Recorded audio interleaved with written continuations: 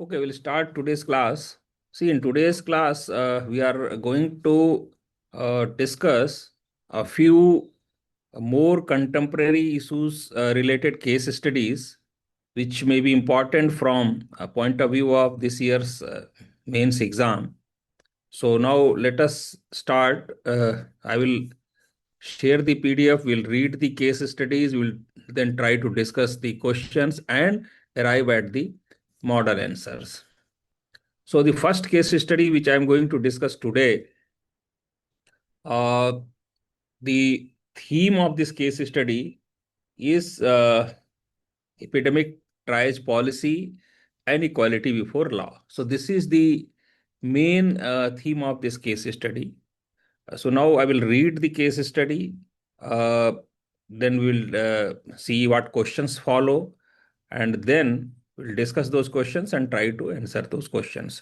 But before I start the reading the case study, I just want to tell you these case studies are designed in such a way that their difficulty level, their layering of various ethical theories, uh, and also the length of these case studies are more or less uh, on the pattern of the actual UPSC exam. So the practicing these case studies, and of course the subject of these case studies are current affairs inspired, and the these issues keep on uh, rising in day-to-day administration. So these are very relevant case studies. So let me start reading, and then we will try to discuss further.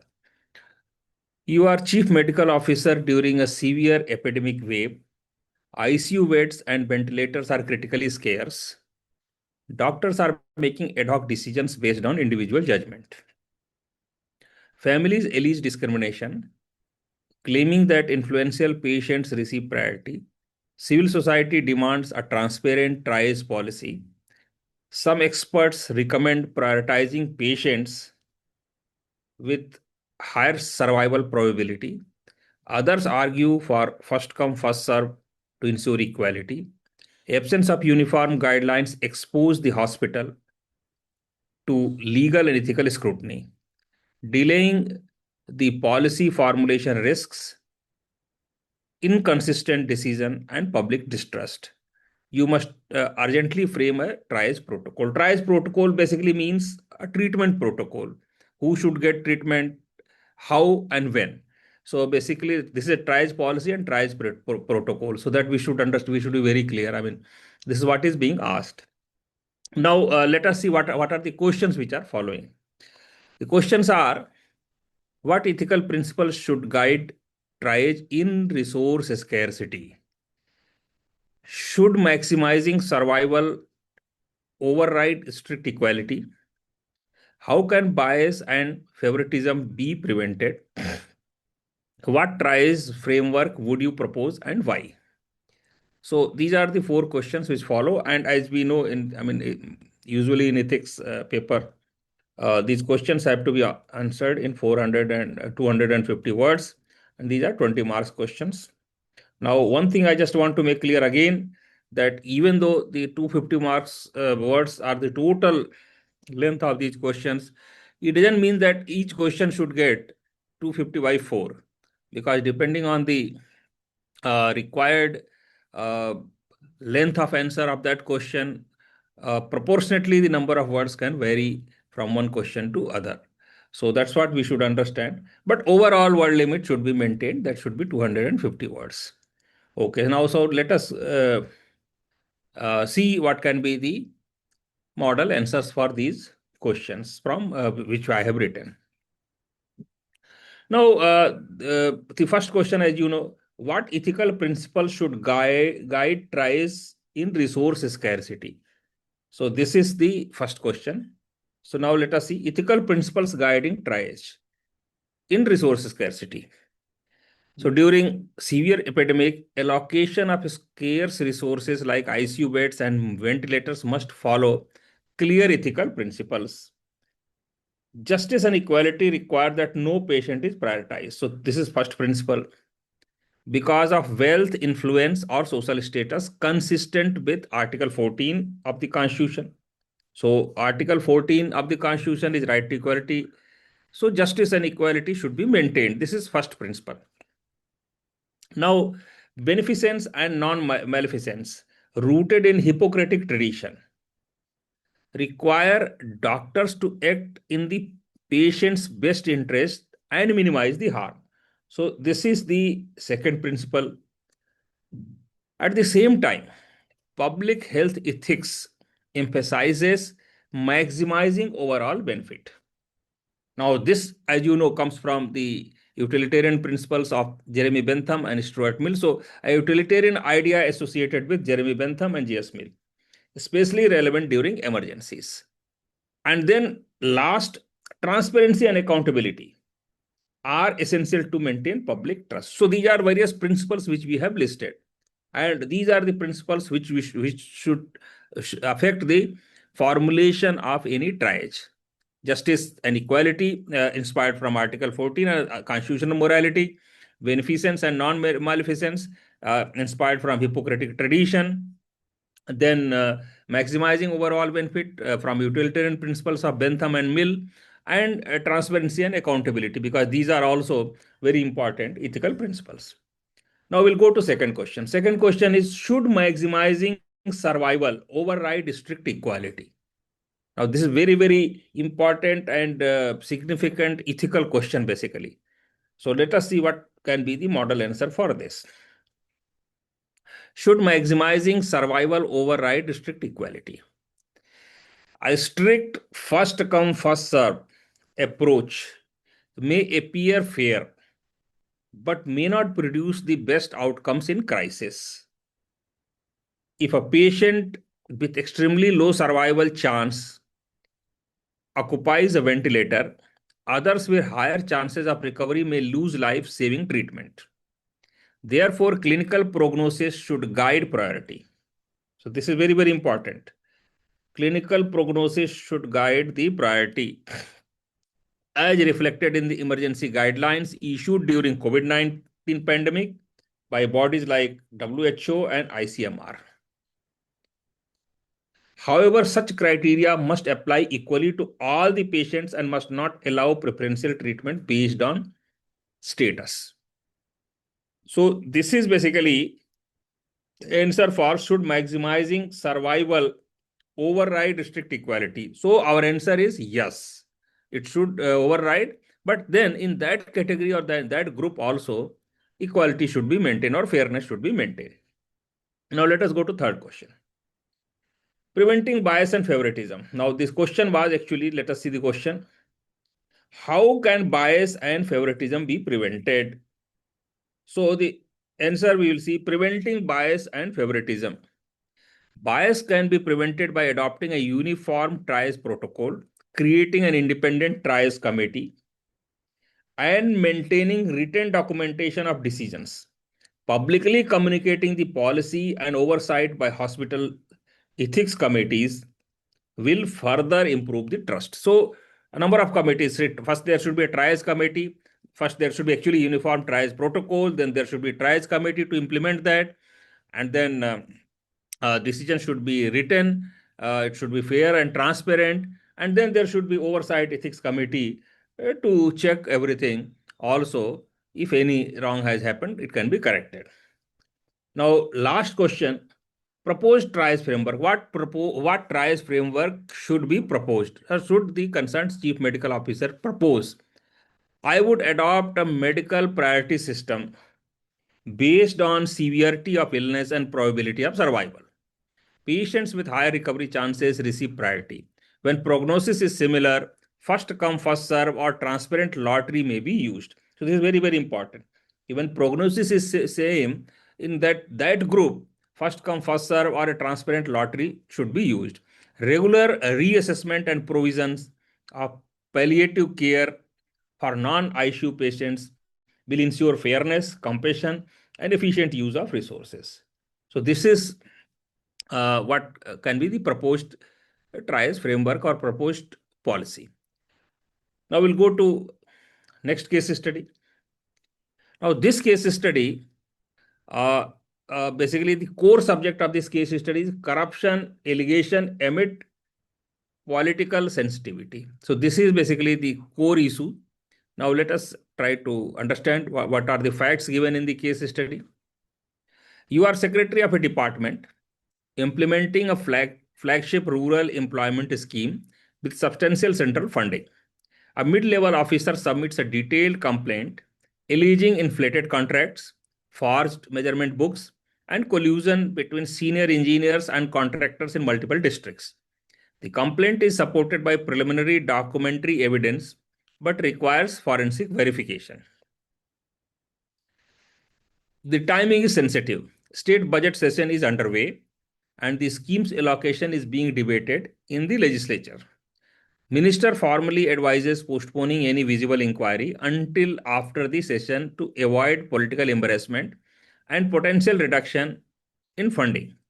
Meanwhile, a journalist has approached your office seeking comments on possible irregularities. The whistleblower fears transfer and has reported subtle intimidation by colleagues. Senior officials deny allegations and argue that any public probe at this stage will stall ongoing projects and delay wage payments to beneficiaries. Now, if you order immediate investigation, funding may be disrupted and political leadership displeased. If you delay action, you risk compromising integrity and signaling tolerance for corruption.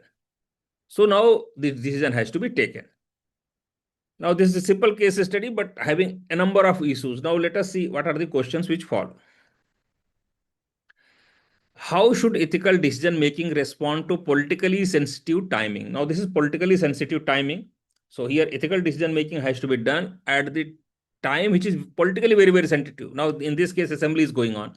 In some case, elections may be going on or maybe be going to be declared or maybe going to be held. Some cases, parliament session is going on or some other politically sensitive event is going on. This is very, very important. What do process safeguards are necessary before initiating inquiry? Because inquiry can be initiated, but then what are the procedural safeguards should be there? How can whistleblower protection be institutionally ensured? Because there is a whistleblower protection act, but then still the effective implementation of that act is an issue, but then how institutionally it can be ensured? What course of action would you adopt and what and why? So finally, you have to tell what course of action you are going to adopt and why. So first question, how should ethical decision making respond to politically sensitive timing? Now let us see what can be the model answer for this. Ethical response to political sensitive timing. Ethical decision making in public administration should be guided by integrity, rule of law, and public interest, not public convenience. Even if the timing is sensitive due to the budget session, credible allegations of corruption cannot be ignored. Now, this is very, very important because, no ethical principles allows it to be ignored. Delaying action may undermine probity in governance and public trust. As Kautilya in the Arthashastra warned, officials handling public funds require constant vigilance.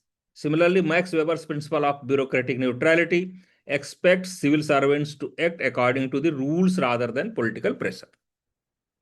So these are various ethical theories which are clearly saying that action cannot be postponed even if assembly is going on, because that will compromise a number of ethical principles.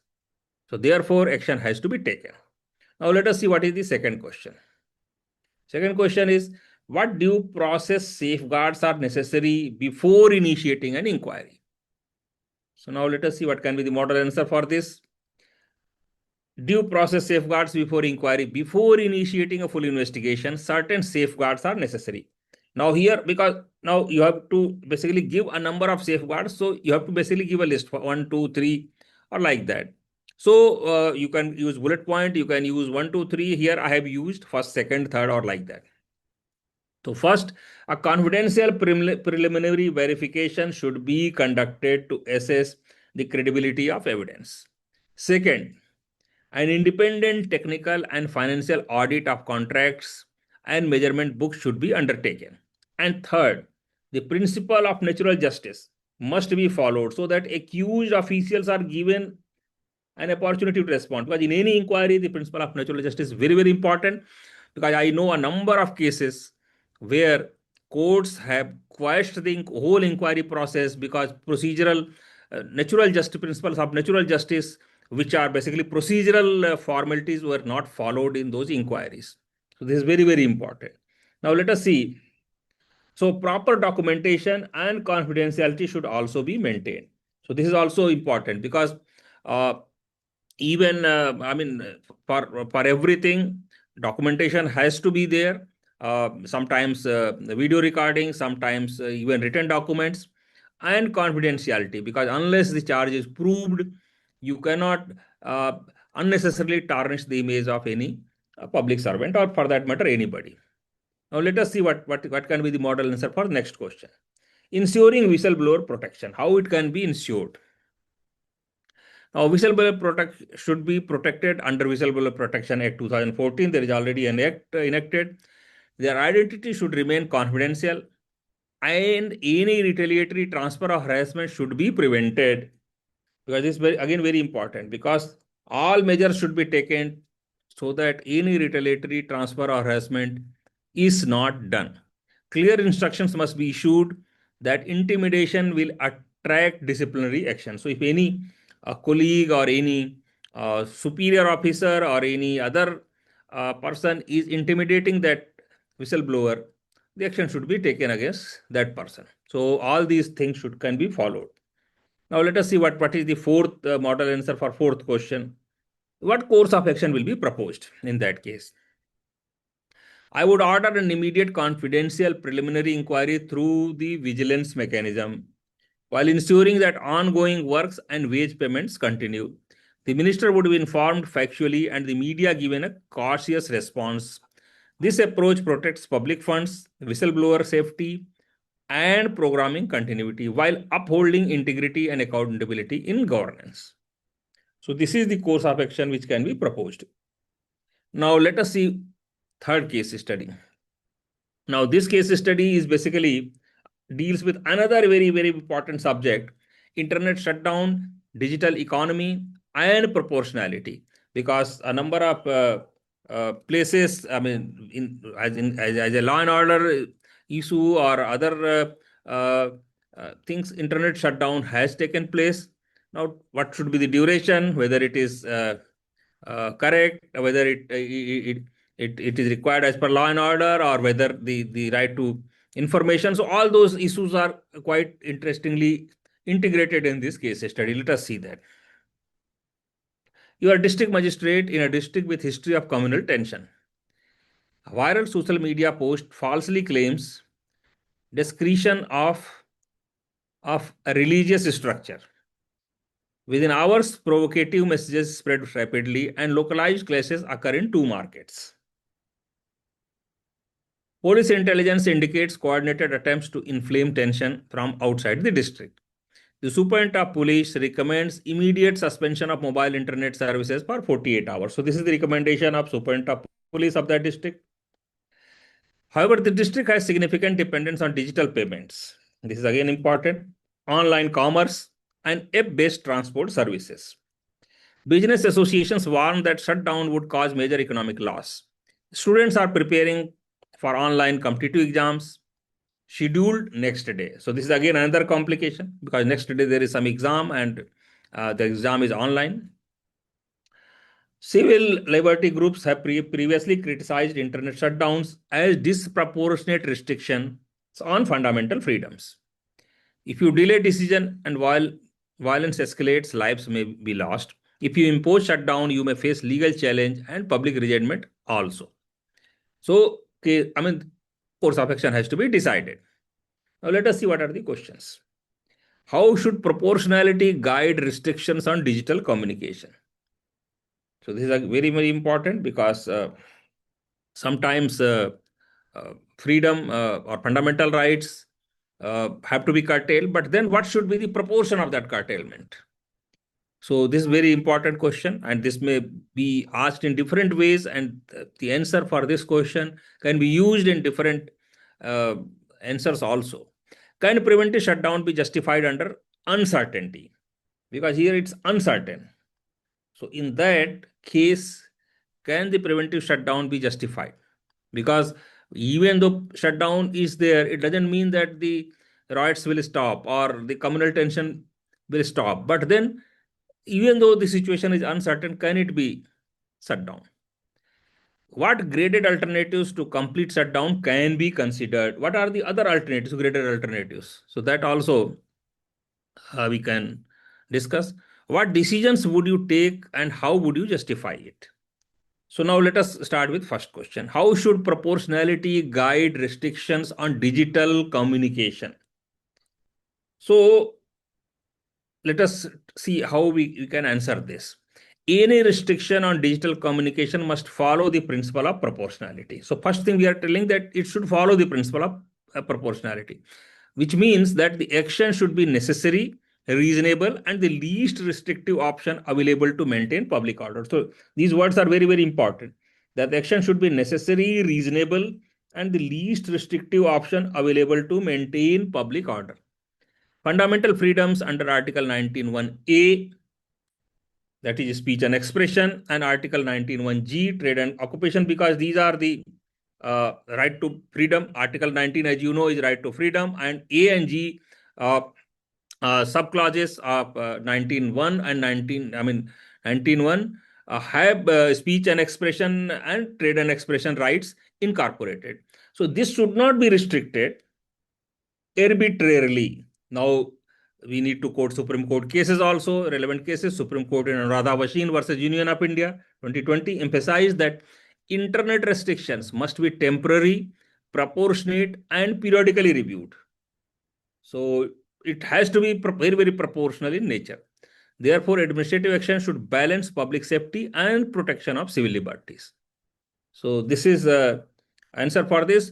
I just want to remind you, whenever you are quoting constitutional articles, if relevant Supreme Court cases are there, you need to quote those cases also. So here same thing has been done.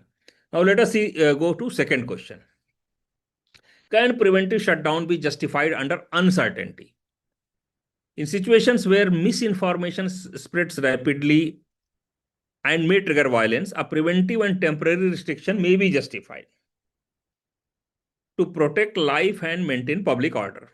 Article 19(2), I mean, most of you have already gone through Constitution. So Article 19(2) allows reasonable restrictions on what freedoms have been prescribed in Article 19(1).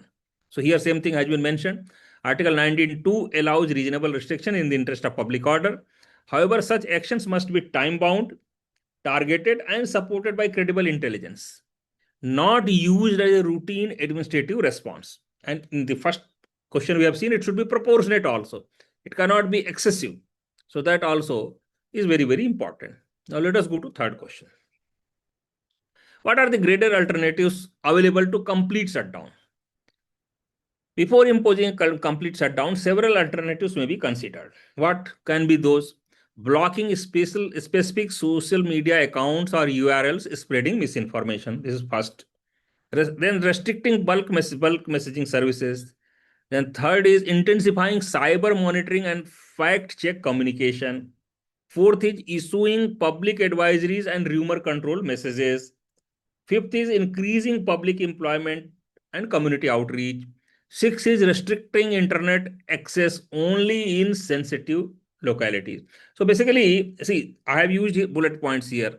It can be 1, 2, 3, 4, or it can be in different first, second, third, fourth, like that. I mean, but the list has to be given. So several alternatives you have to be list out.